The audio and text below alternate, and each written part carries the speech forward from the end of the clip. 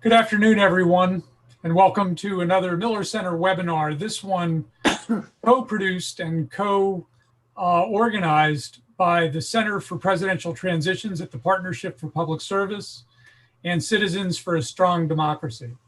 I'm Bill Antholis, and I'm going to moderate today's conversation, and it's a real pleasure to be with you all and to have these terrific guests. The Presidential Transition Act was adopted by Congress in 1963 to provide an important statutory framework for the peaceful transfer of power. It has been updated several times since then. And today we're going to discuss some of the important pressing issues coming out of that in the current transition and transfer. It's been almost a week since most major networks designated Joe Biden as president-elect. The Biden team has been moving forward on a transition. They've selected and announced the new White House Chief of Staff, have launched a pandemic task force, and soon will be announcing other White House and cabinet level positions. They've started conversations with foreign heads of state and with a number of American political leaders. A small but growing number of senior Republican leaders have acknowledged the outcome of the election, including former President Bush, his Chief of Staff Andy Card, former Secretary of State Condi Rice, Counselor Karl Rove, and a handful of other Republican senators. And yet we still have not had a formal concession by President Trump. That may be a personal matter of his continuing to file legal claims in a number of states, but by not conceding, he's also held up a formal assertion that the beginning of the transfer of power should begin. Ascertainment, sorry.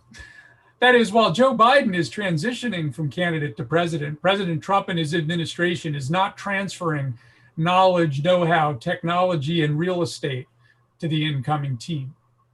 How big a problem is this? How important is it that this happen now? When does it need to start? When should it start by law, and what are the consequences of the delay? Those are some of the questions we're going to address today with a terrific panel.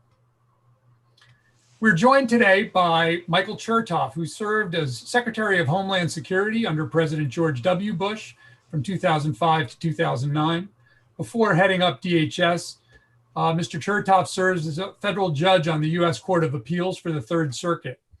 Earlier, during more than a decade as a federal prosecutor, he invested and prosecuted cases of political corruption, organized crime, corporate fraud, and terrorism, including the investigation of the 9/11 terrorist attacks. He is now co-founder and executive chairman of the Chertoff Group, an internationally recognized leader in security and risk management advisory services.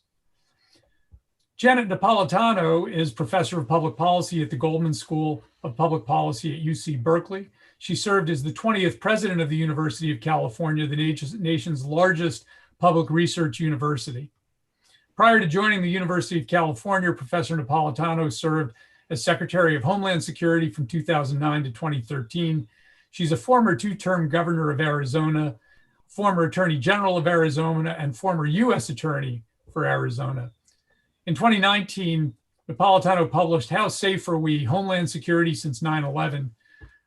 She earned her BS degree at Santa Clara University and her law degree from the University of Virginia. And finally, Dave Marchek is a retired executive from the Carlyle Group who also had worked in government at the State Department.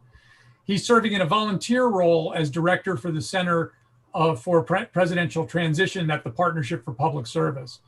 He's also an adjunct professor at the Tuck School of Business at Dartmouth and a senior counsel at the law firm of Covington and Burling. He spent 12 years at the Carlyle Group, and also where he recently served as managing director and global head of external affairs, and led Carlyle's regulatory and government affairs, communications and branding, and sustainability efforts. So we're really delighted to have this terrific group. Let me start with this stalled GSA determination, or the ascertainment. What is that, and why does it matter? Let me start with Dave, since the Center for Presidential Transitions has played an integral role in connecting transitions now for a couple cycles. So Dave, give us a sense of what this ascertainment is. What are they trying to ascertain, and what happens when it happens? Thanks so much, Bill, and thanks for the Miller Center. Let me also give my salute to Michael Chertoff, who I've known from the Holocaust Museum and elsewhere for many years, and also to Secretary Napolitano. I wish she were still president of the University of California, because I'm on the board at UCSD, but more importantly, my daughter's at Berkeley, and I'd like her to check in on how her studies are going. So maybe she still has that influence. But so, Bill, you struggled with the word ascertainment because it's not supposed to be a word that is commonly known, because the issue of ascertaining the winner of the election has never been controversial, never been politicized. There is a provision in the 1963 Presidential Transition Act, which gives the GSA administrator the responsibility of ascertaining the outcome of the election. There are many other government agencies that have similar responsibilities to act when there's a new president-elect.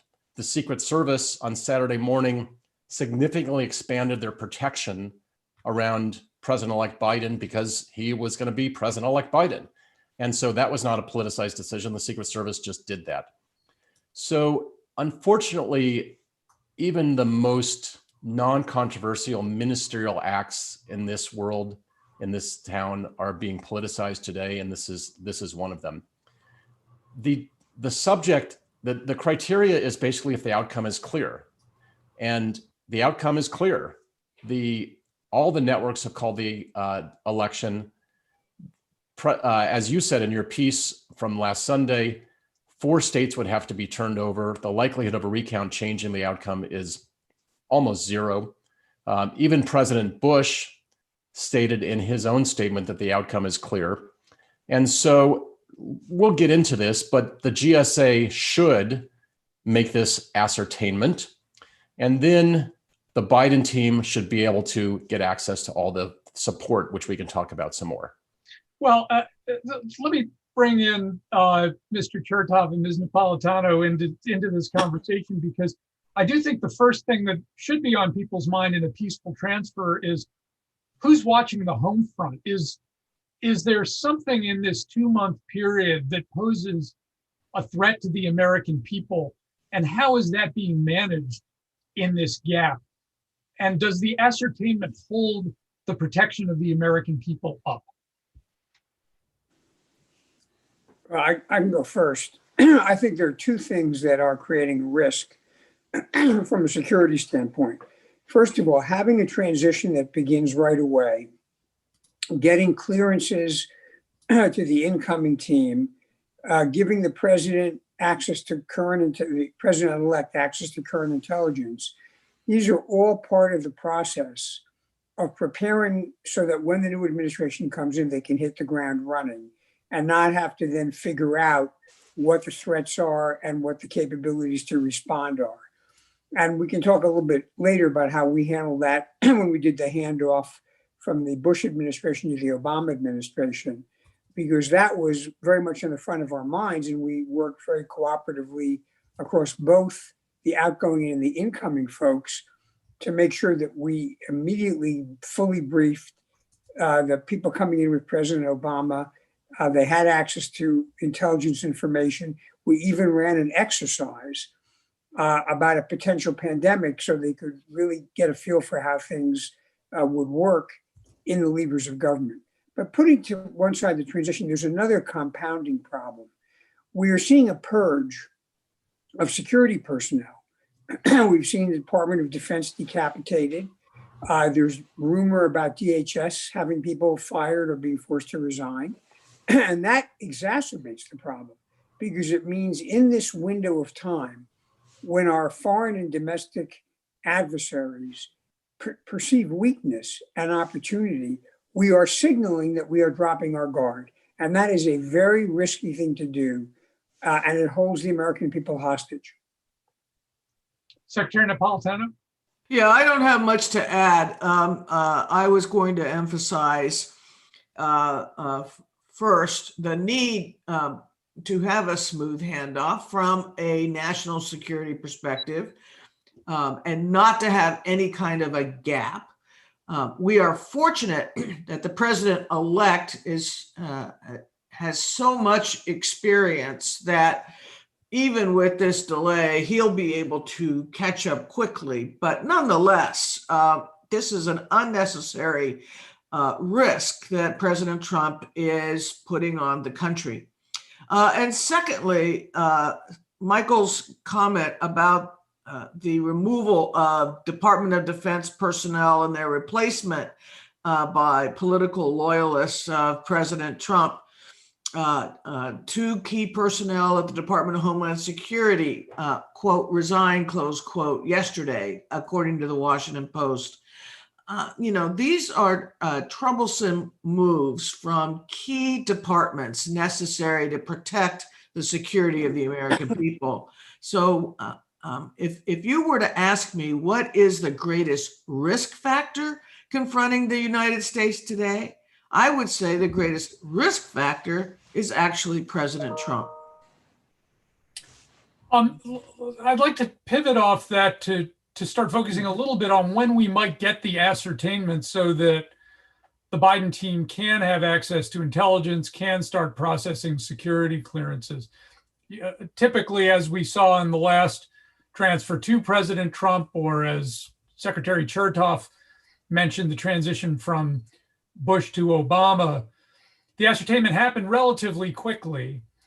In 2000 in Florida, it didn't happen right away. It happened only after the Florida recount was settled. So Dave, I'm curious to get from you and also to hear from Secretaries Chertoff and Napolitano, what might trigger the ascertainment in the days ahead? Where are you looking and where are you seeing? Is it simply the mounting calls from Republican leaders and legislators? Is there something that can actually happen in the counting of ballots and in the certification of the states?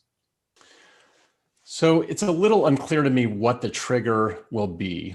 The trigger should have been made last week when the outcome was clear. That's the standard under the law. I do think that there is a significant shifting of political opinion on this. And perhaps that growing snowballing impact will have an impact. You're seeing more and more Republicans in the Senate and the governors saying we should get this going. In the last few days, you've had Governor DeWine, Governor Hutchinson, Governor Sununu. These are not never Trumpers. And obviously DeWine comes from a state, Secretary Napolitano knows politics better than I'll ever learn, but he comes from a state that Trump has dominated. And he's not a never Trumper. So, and I think obviously in Arkansas, Trump's been very popular. And having Governor Hutchinson say what he said, I think is very important. In the Congress, I think you see growing concern from Republican senators, particularly on the armed services and intelligence committees. And then I also think that there's growing awareness of the non-security risk, which I think is greatest, which I think Michael and Janet articulated the security risk. But to me, the most important thing right now in the world is the pandemic. And the Trump administration, they should get credit for developing something called Operation Warp Speed, which is a joint HHS DOD effort to develop and distribute the vaccine. One would think that every American would want the incoming Biden team to have access and starting to coordinate with the people responsible for Operation Warp Speed so that when the Biden team takes office on January 20th, they can move forward to get that vaccine in the arms of 300 million people. That's not a policy issue, that's a logistics issue. And one would think that would make sense. So I think there's a growing snowballing effect because people are being educated. The risks of not moving forward grow every day.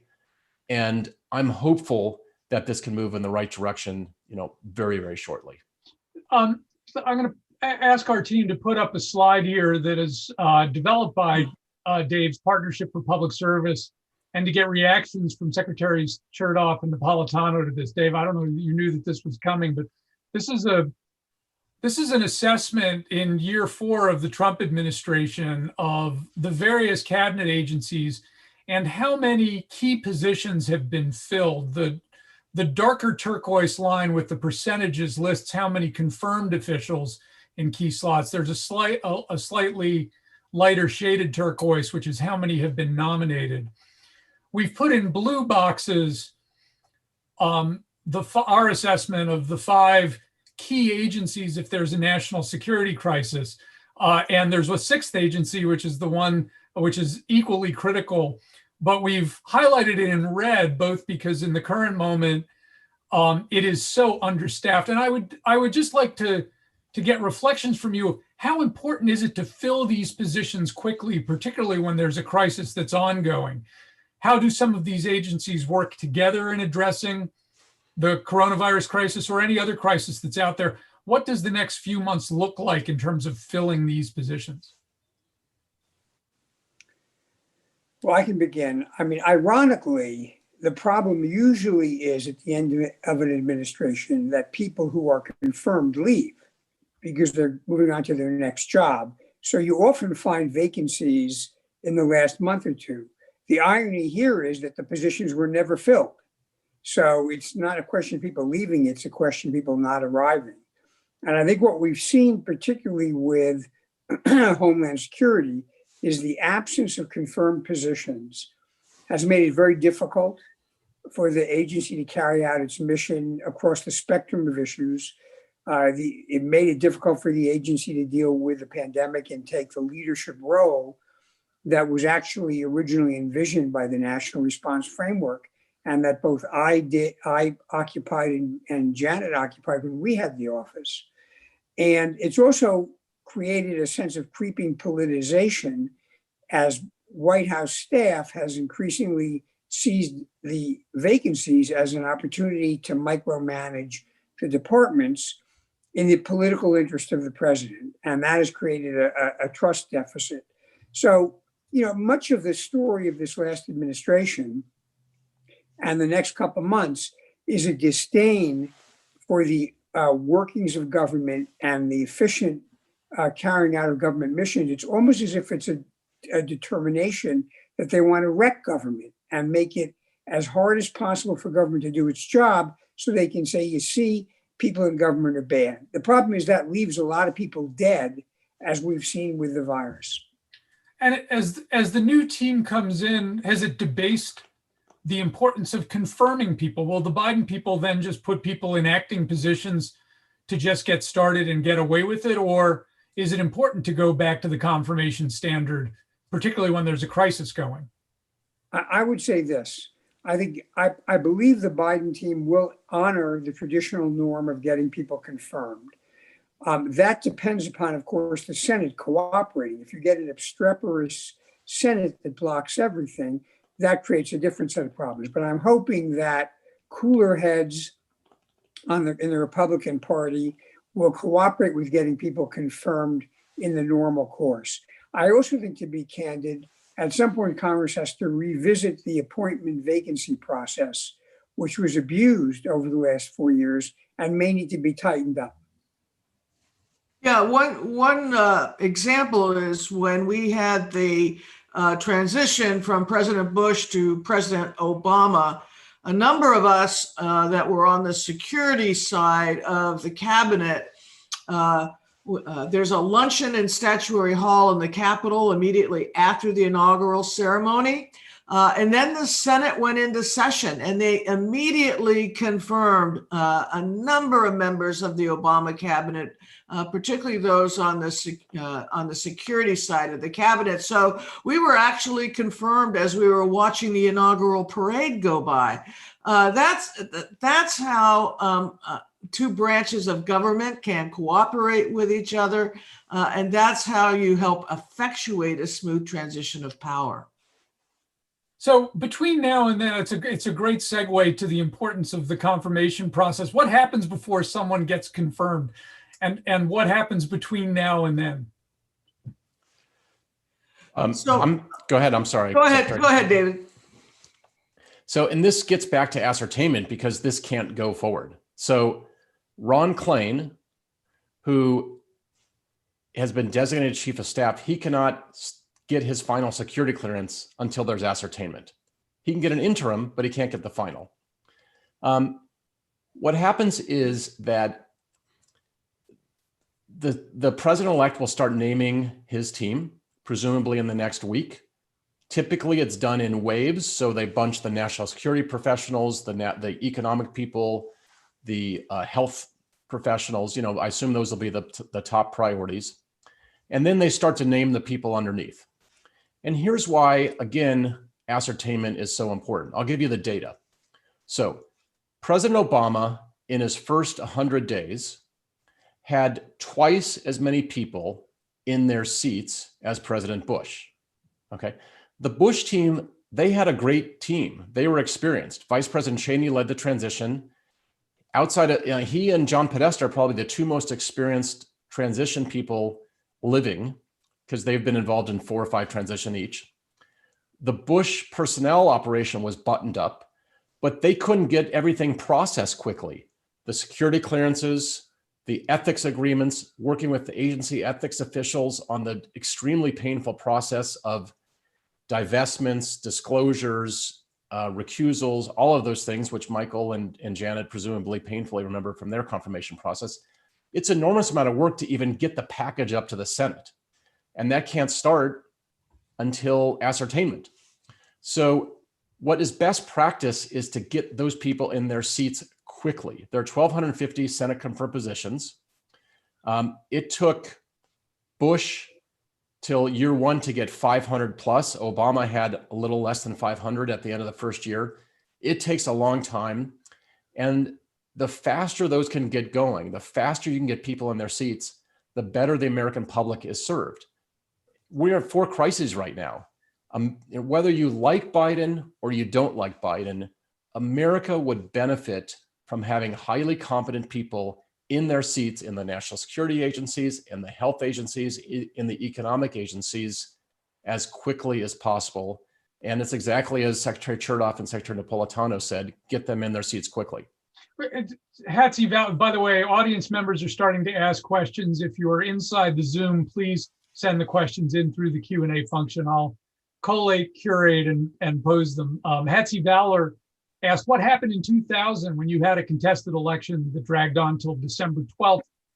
When did the security briefings begin? Can the security briefings begin without the certification of the GSA? Yes, the answer is yes. And there, President Clinton and John Podesta did the appropriate thing, which was, even though the election was contested, it was an entirely different factual circumstance. Then there were 537 votes in one state. That state determined the outcome. Entirely different factual circumstance. Here we have probably 306 electoral votes, 4 states. Trump needs to win Pennsylvania and Georgia, and Biden's ahead by 50,000 plus and growing. So it's entirely different factual circumstance. But regardless, President Clinton authorized Governor Bush to receive the President Daily Brief, which is the highest level intelligence briefing possible, even during the recount. Secretary Chertoff, you served in the Bush years. How much within that administration? I know that the experience of President Bush's first year, which was slowed down by Florida, we're putting up on here the vote totals in Florida in 2000 compared to today, to 2016, and a couple other close elections. That close election and that first year for President Bush really shaped his view of how to do his own transition. Since you served in the administration, just within the administration, was there legend and lore about this? How did people within the administration think about that first year, and how did it affect their view of the transition to President Obama?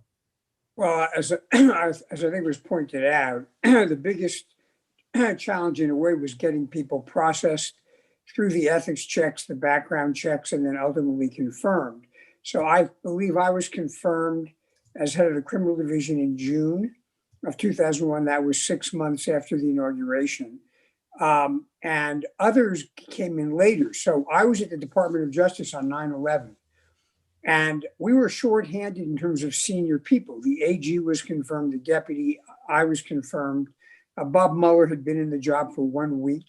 So we had to essentially do double and triple duty to pick up some of the responsibilities that normally would have been taken by others who were confirmed.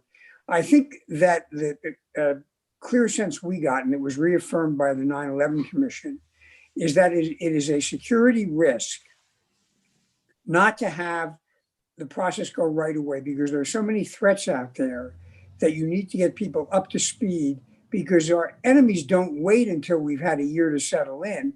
They're ready to launch day one if they think they can get away with it. Now, that's compounded, as was said earlier, by the fact we're already under assault by a virus. And if we're to get a vaccine approved and deployed early next year, again, there has to be visibility into what the plans are and what the capabilities are. And if that's delayed, that means delaying getting the virus in people's hands. That means people die. And that's why, to me, the issue of transition is not just about a bureaucratic shuffle, but it is literally, are you going to play Russian roulette with the lives and safety of the American people? Another question from the audience is, can the POTUS block the GSA from releasing its ascertainment decision? If so, what is likely to happen? In other words, can the head of the GSA that has to make this ascertainment simply do it by herself? She can. I'll leave to others to speculate what the president might do. Let me tell you a little about GSA and comment on this. So the head of the GSA is traditionally not a highly political person. They're a focus on effectiveness in government. Emily Murphy is a procurement expert. She worked on the Hill for many years. She's a procurement expert. I'm sure she's sitting there going, how the heck did I get in this position? What's clear in the statute is that she has the independent authority. The statute is basically a continuity of government statute, a fairness in government statute. There are multiple provisions in the statute that require the GSA to coordinate with other agencies, including the White House. The provision on ascertainment vests that authority with the GSA administrator alone. We actually host a podcast called Transition Lab at the Partnership for Public Service. Earlier this week, we had the GSA administrator from 2000 on. He's a former Apple executive CFO, again, not a very political person. He focused on getting procurement better in the government, and he found himself in this position. He said that throughout the entire 2000 recount, he never had any pressure from the White House, that he had many briefings with John Podesta. John Podesta, who was the chief of staff, made it clear that it was his decision and his decision alone. And it's a GSA decision. It's totally independent. Hopefully she can make it soon. Well, let me ask Secretaries Chertoff and Napolitano, we focused a lot on COVID. In previous transitions, what are some of the other things that Homeland Security is focused on? What might happen in the next 2 months, both while the transition itself is happening, while people are preparing to come in, and in the first few weeks of an administration? What are people looking for? So let me begin by saying, well, we had a few things in our transition. One is we were worried about terrorism, because this was going to be the first change of administration since we had, experienced September 11th. And of course, we were in combat in Afghanistan and Iraq as well. So there were a whole set of security issues. We were worried about a pandemic. There were, I think it was avian flu was a threat, was circulating around, and we actually put together an exercise so that the incoming team could really get a feel for what the levers are that you could use if you had to deal with a pandemic. And we were concerned about potential violence and terrorism with respect to the inauguration itself. And there was, in fact, as Janet remembers, some intelligence that suggested there was going to be a terrorist attack from jihadis on the inauguration. It turned out, happily, that was a false alarm, but it was sufficiently validated to be taken seriously. So all of this was part of what you faced both in the run-up to the inauguration and the immediate period after the inauguration. Yeah, so I remember Michael calling me to let me know of this intelligence threat.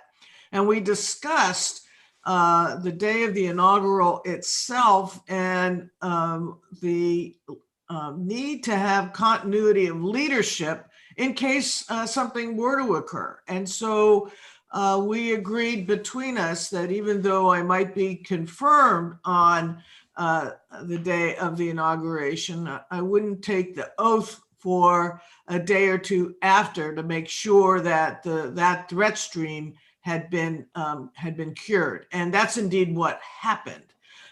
That's what can happen when you have a cooperative transition. When I was named, I was then serving as the governor of Arizona, and I just was not able to keep flying back and forth to Washington, D.C. And so Michael sent leadership from the Department of Homeland Security out to Phoenix.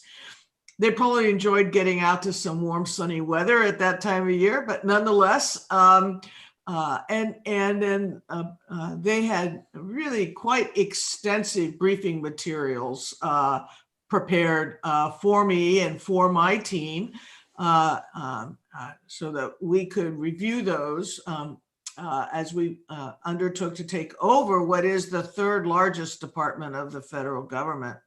And as Michael said, there were some joint exercises that were sponsored by the Bush administration, where I did go back, and they had Bush people and Obama people sitting, who had the same roles, sitting at the same table, so that they could talk about what would happen if this were to occur, what would happen, what would be the next step, that sort of thing. So there was every effort, and it was led by the top. And I give President Bush credit for this. He set the tone and the direction for that kind of a cooperative transition. And really, I think the gold standard in terms of presidential transitions. Now, President Obama, as he was transitioning to President Trump, had given the same direction to his administration and had used Bush's transition as an example.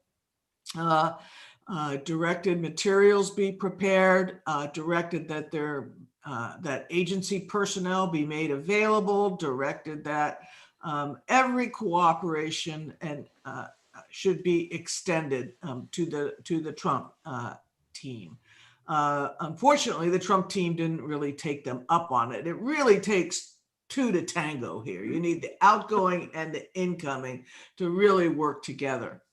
Well, it's a great segue to, in part, answer Alan Hench's question, who's a regular Miller Center attendee, who asked, did the Trump administration contact the Miller Center during their transition? We had a first-year project. And just to echo and amplify what Secretary Napolitano said, there were actually 3 different Trump transition teams. There was the transition under Chris Christie that was put in place up until Election Day. Then Christie was famously fired the day after the election. A new transition was set up under Vice President Pence, which was in Washington, where we had pretty effective cooperation. But then there was people in Washington who refer to people at the tower, at Trump Tower in New York, that were running the transition. And so there were actually 2 transitions during the Trump team, and none of them, I don't think, were effectively coordinating with one another. I want to go to a question from Tracy Toney. One thing that I was struck in that transition process before, thanks to the Partnership for Public Service that had a number of pre-transition meetings with different groups, was the enormous presence of information technology consulting firms, IBM and others, that really focus on, quite literally, the technological machinery of government and how it gets updated every 4 years or every 8 years. And so Tracy asks, are there information security and technology handoff precautions in place such that accounts and passwords gets canceled, transferred safely, or not purposely sabotaged by insiders? Are these precautions policies hardened against issues like turbulent transitions, or let me add, foreign espionage or foreign interference? I'm happy to take part of that, but I think Secretary Chertoff or Napolitano would be better than me on the IT security. I mean, Michael is one of the world's greatest expert on information security, so I'll defer to him. The Transition Act vests a huge amount of authority with career officials in the government. The act has been amended multiple times, And in the 2020 amendments, which actually President Trump signed, there were two words that were added, which is that the people in charge of transition activities in each agency are career officials. So those career officials, we've been working with them throughout the cycle. We've actually worked closely with the Trump White House throughout the cycle too. And you know, to their credit, they did a very good job. They were buttoned up. They were very professional. They were focused. They implemented the law up until this whole politicization of the ascertainment. But the career officials, I think they're ready. They're prepared. Their briefing materials are set. All of their IT work is ready. And they just need the green light to get going. I would also add just one other cost of ascertainment. The Biden team still does not have a .gov system. If you email them, they're still on a .org system. And so one would think that it would be in the United States' interests to have them on a secure communications platform provided by the government under the Presidential Transition Act. So, but let me defer to Michael on the second part of the question.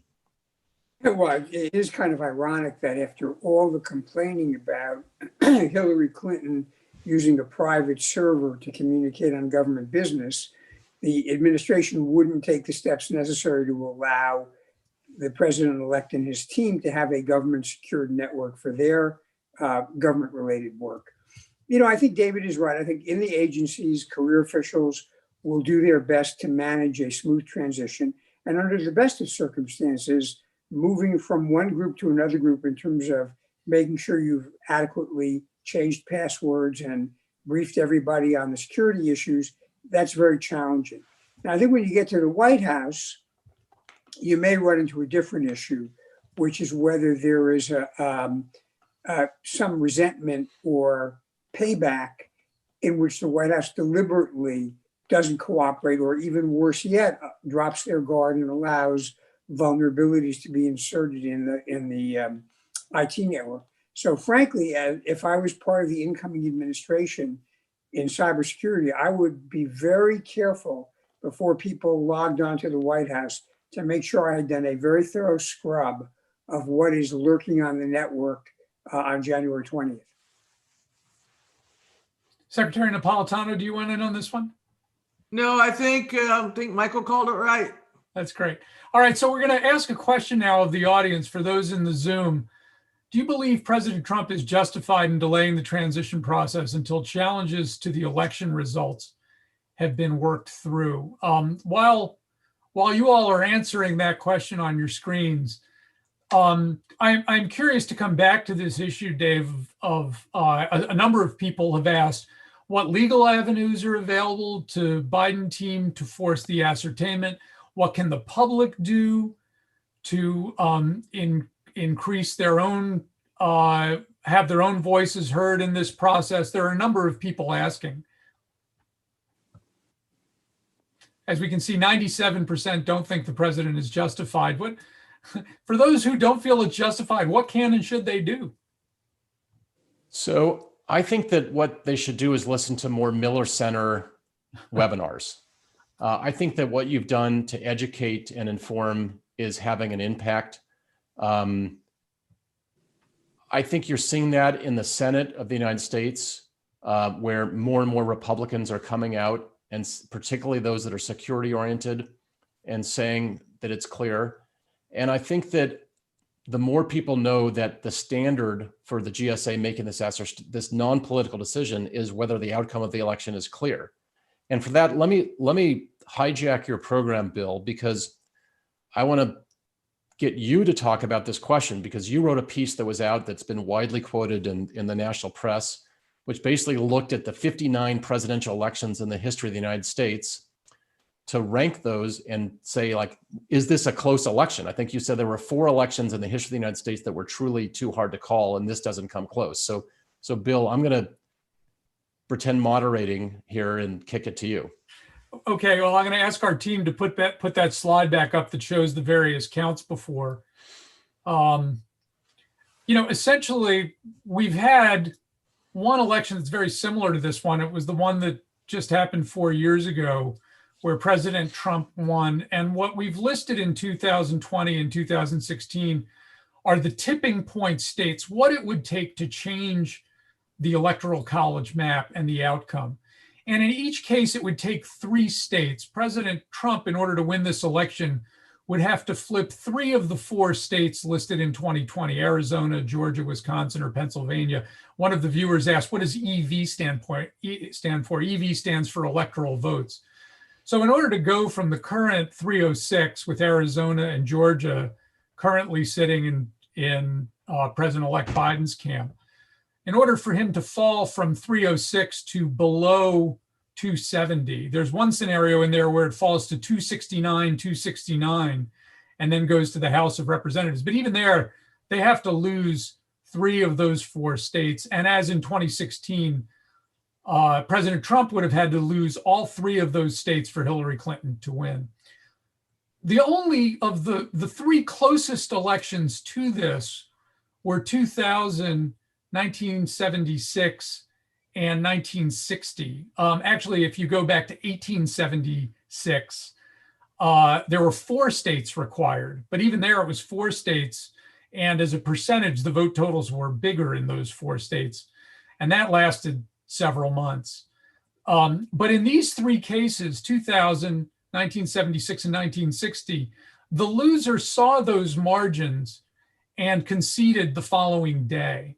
And so what I argue in the piece is, by historical standards, actually the only thing that comes close to this on a loser not accepting the results of the election was 1860, when 7 states seceded from the Union because Abraham Lincoln won a pretty convincing electoral college victory. So are you saying that 1860 is not a good model for us? Living in one of the reform states of the former Confederacy, I would argue that, and 2 blocks away from the Robert E. Lee statue, I think President Trump should be looking at statues of Robert E. Lee and Jefferson Davis and others. He has a huge fan base out there that want to build statues to him, but the clearest and easiest way to get those torn down is to try to undermine the legitimacy of the institutions of the United States. That's what I argue in the piece, and I feel that pretty strongly. This is quite a radical move that the president's making. It's not a close election. I mean, it's certainly close. In the last 50 years, it's one of the 5 closest, but it's probably the 5th closest in the last 50 years. A few questions, though. Back to, I'm the least important guest in today's panel. We've got about 18 minutes left, and as you are looking forward, when do you think things start to move? When do you think things need to start to move? Secretary Chertoff, at the beginning, you said there's a lot going on and it's not essential right now, but is it next week? Is it the week after? When should security briefings happen for the president-elect, vice president-elect, their chiefs of staff, the key cabinet members? When should security clearances start being issued for those folks?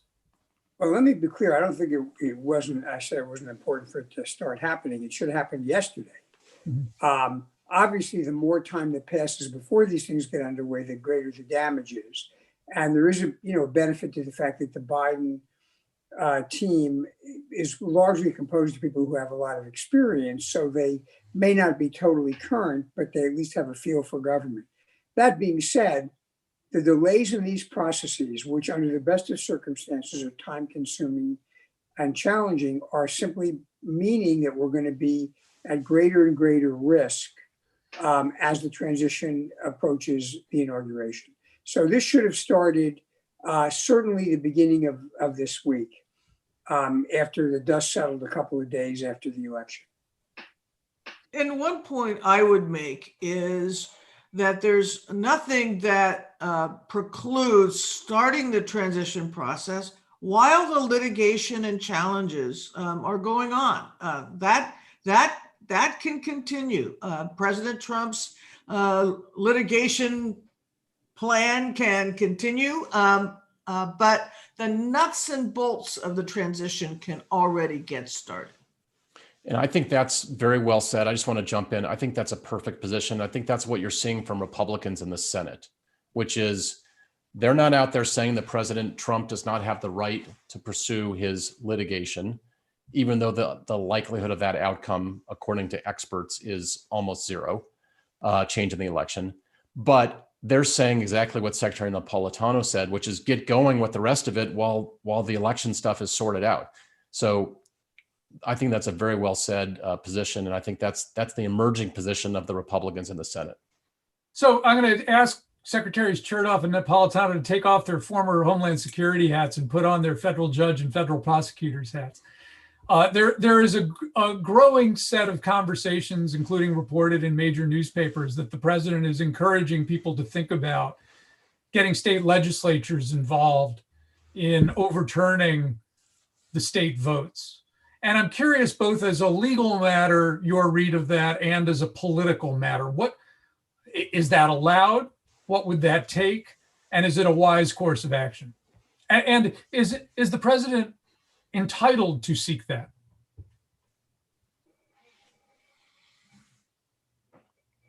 Michael, you want to go first? Okay, so the answer is the president's not entitled to seek it. I think it's legally very dubious to have a legislature overrule the voters, because the rule is under federal law. The election and the vote has to occur on election day or by election day, and changing the rules after the fact would violate that federal law. I also think it'd be very difficult politically. I know the Pennsylvania legislature has already said, they're not going to do that. I think it would be political suicide to basically say we're going to take this away from the voters and create some kind of a dirty deal to give it to Donald Trump. Yeah, let me just chime in. We had an election. The election was November 3rd. The votes that were eligible to be counted have been counted.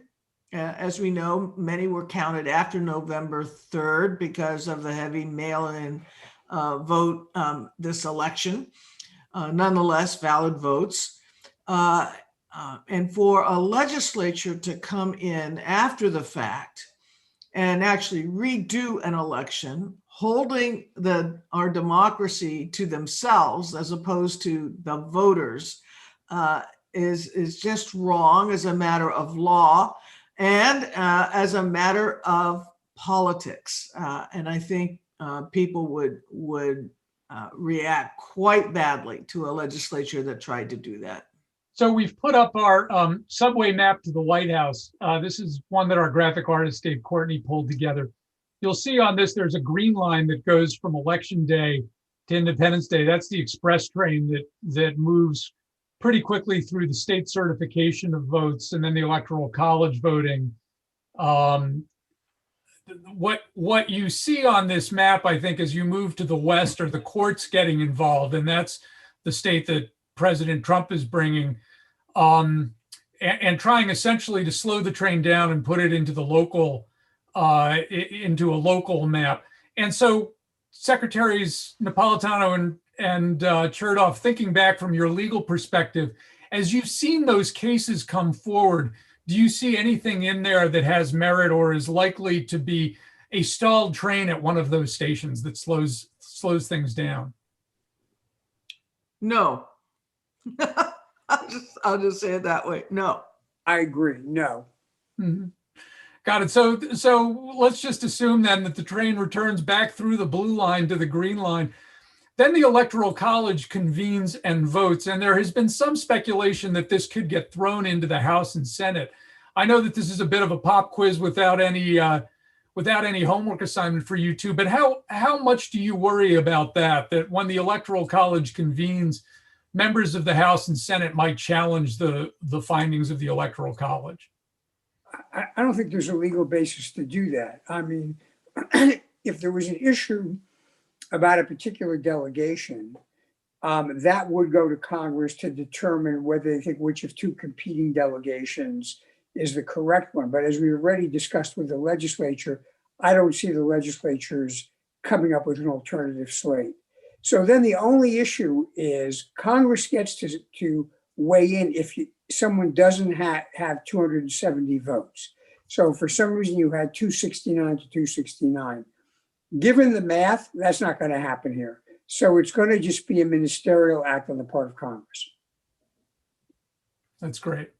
Okay, so I want to go to Vikram's question from the audience. What is the risk the current president convinces? I'm sorry, we've already asked that one. Somebody else had a question of what if the president simply refuses to leave?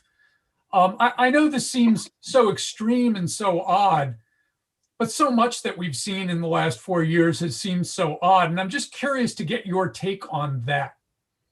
Now, I would assume the U.S. Marshals would be sent to the White House with a warrant of eviction and would have to remove him. But well, I don't think that will happen. Yeah. In fact, I have a suspicion that he's going to go to Mar-a-Lago over Christmas, and he may not come back to the White House. He may camp down there and create his alternative White House, and he's now talking about running in 2024. So I don't think that's a realistic issue. Dave, there's a question from the audience. I just wanted to chime in, Bill, that there's no requirement that a sitting president attend the inauguration of his successor. And we all remember John Adams in 1800 kind of fled Washington, D.C. in the dark of night, the night before Thomas Jefferson, University of Virginia founder, Thomas Jefferson was to be inaugurated. And there have been a few other examples since then. It's a matter of norm, particularly in the modern era. It's a matter of grace. But I, for one, don't expect that from this president. Dave, Will Marks asks, how robust were the efforts reviewing transition materials and presentations by the incoming Trump appointees during the 2016? Secretary Napolitano touched on it, but I'm curious to know, there are some senior Trump officials who were very involved in planning the Romney transition. So not just in 2016, but in preparing for this transition prior to Election Day. Can you talk about some of the professionalism that actually exists within the Trump administration? I think that sometimes we have a feeling that it's all a monolith, but we're also seeing various shades of different types of people in the administration. Could you reflect on that? Sure. Well, we're a nonpartisan organization. We worked closely with the Chris Christie team. Chris Christie and his right-hand person, Rich Bagger, who was the chief of staff to him, a lawyer, kind of a very buttoned up Princeton grad. I don't think he got into UVA, otherwise he would have gone there. They did a really good job. They consulted with Democrats and Republicans. And, I think that the spirit with which you see this conversation between Secretaries Chertoff and Napolitano is very consistent with the tradition of transitions, which is Secretary Chertoff is, he's been a tough guy on the Republican side. He investigated Whitewater and, was the head of the criminal division. And he worked collaboratively with Secretary Napolitano on President Bush's instructions. So we've actually seen, up until the election, very professional work in the Trump administration, in the White House, at the GSA, throughout the agencies, that they've taken implementation of the law seriously. And unfortunately, that has been moved to the side. So there are people that have taken this very seriously, and I hope that they get the chance to do so soon.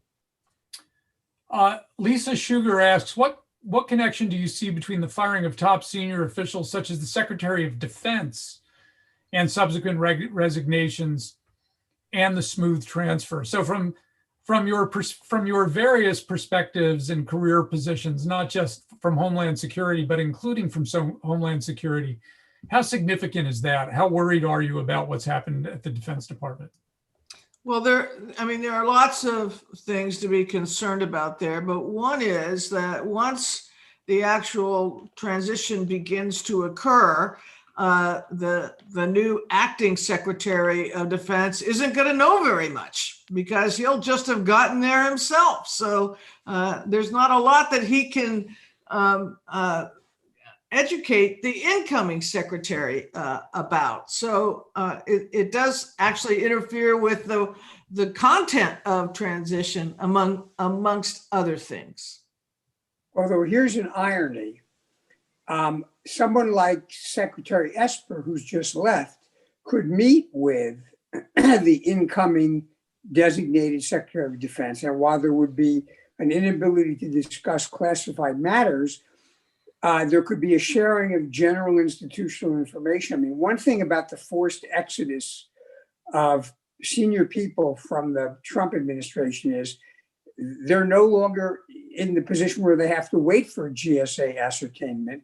And so I would be willing to bet a considerable amount that the Biden people will be reaching out forthwith, if they haven't already, to set up those discussions.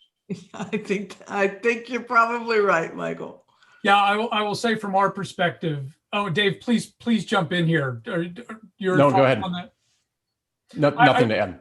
I was just going to say, on our perspective, we had, as part of this first year project 4 years ago, we did a very deep dive focused on national security transitions.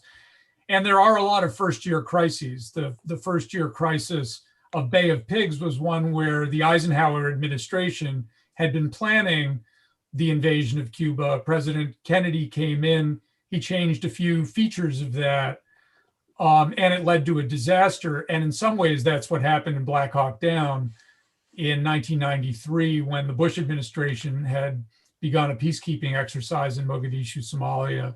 The Clinton team came in, they were new, they were green, they understood some parts of the operation.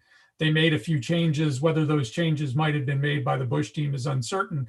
But in the first months of a green administration, they made a mistake and it led to disaster. And then obviously we know about 9/11 as one of them. And let me say, Bill, we don't know whether in the next 60 days, the Trump administration is going to take steps overseas that create a new set of challenges, whether it's premature pulling out of Afghanistan and the region, whether it's steps that would exacerbate the tensions with Iran. So we may very well have a repeat of those instances. Mm-hmm. And Secretary Chertoff, glad that you chimed in there. I also would love your take and Secretary Napolitano's and Dave's take on President Biden's conversations with foreign leaders. Some has been written about that they're not managed by the State Department. Your own thoughts on that? Yeah, let me jump in on this. This is another important point. So the best practice, again, was set in the Bush-Obama transition. Again, Bush had a shortened transition, hard time getting his people in place, 8 months later, 9/11. So this burned him for his entire presidency. And not burned him physically, but it is something that stuck with him throughout his presidency. And he basically said, I want to have the smoothest outgoing transition to whomever wins, McCain or Obama. Okay, so Obama wins. Secretary Rice and Steve Hadley, again, consistent with what Michael Chertoff did, said, we're going to create the gold standard. So they said, you have the State Operations Center available. You have access to our interpreters. We will brief you, we'll coordinate. And Obama and Biden said, that's great because there's only one president at a time and we don't want to interfere with what you're doing through January 20th. So let's coordinate on messaging. Thank you for the technology support. It was smooth communications. The State Ops Center placed the calls, facilitated it. The interpreter supported it, and they were done in a secure manner. None of that's happening. How does that serve the United States to hold that up? Yeah, but David, I do want to emphasize again, and I know the Biden team really understands this, which is that there is only one president Absolutely. at a time. And so while they've been getting incoming congratulatory calls, I'm sure they're being extraordinarily careful about not getting into any matters of policy. I should have said that. The Biden team is doing exactly what they should be doing. They're not only following, but creating best practice. They're pros in this. They're being very careful. It would be better if they had the full support of the State Department and the State Department technology. No doubt. No doubt. Secretary Chertoff, we've got a minute left, so I'm going to give you the last word before we thank our audience and others and sign off. Any final thoughts to close? Yeah, I would say this. We have a resilient system. There was a lot of legitimate concern before the election that there would be a disruption of voting or disruption of counting. None of that happened. We had a record turnout. It's been a very smooth electoral process. And that's because we have a lot of people, unsung heroes, from the citizens who voted up through state and local officials to even federal officials at my old agency who are doing their jobs. And that is the strength of America. So we will weather this, but we have to kind of put our heads down and be determined. Well, I think that that's exactly the right note to end on. And I'm really appreciative of all three of you, not just for joining us today, for all the work you're doing. I may have failed to mention at the outset that Secretaries Chertoff and Napolitano, along with Secretaries Ridge and Johnson and other Republican and Democratic former Homeland Security advisors, have put together the Citizens for a Safe Democracy. And we've been so delighted and honored to partner with them and with David and the Center for Presidential Transitions at the Partnership for Public Service. I want to thank all of them. I want to thank our audience for joining us both in the Zoom and through C-SPAN and elsewhere. And I want to thank the sponsors at the Miller Center for this, particularly George and Judy Marcus and their Democracy Praxis Fund, as well as the whole Miller Center team. And we'll see you soon. Thank you so much. Thank you. Thank you. Bye.